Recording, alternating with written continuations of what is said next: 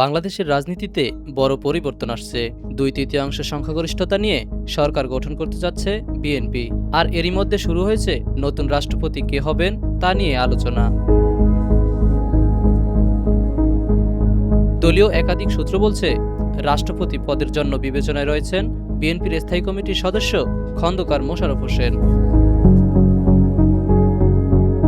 সূত্রগুলো আরও বলছে, তার নামই এখন সবচেয়ে জোরালোভাবে আলোচনায় রয়েছে। পাঞ্জাবের জগতে একটি বিশ্বস্ত নাম, শাবাব এথনিক ওয়্যার।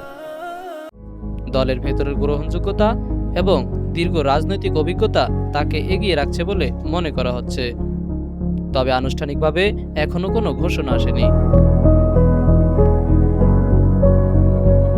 রাষ্ট্রপতি পদের আলোচনায় আছেন আরেক নেতা, বিএনপির স্থায়ী কমিটির সদস্য নজরুল ইসলাম খান।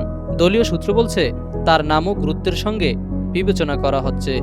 তবে ভেতরের আলোচনায় খন্দকার মোশাররফ হোসেনের নাম কিছুটা এগিয়ে আছে বলে জানা গেছে। তবে কে হচ্ছেন দেশের ২৩তম নতুন রাষ্ট্রপতি, সেটি হয়তো পরিষ্কার হবে আর কয়েকদিনের মধ্যেই। Boniamin, desk report, H news.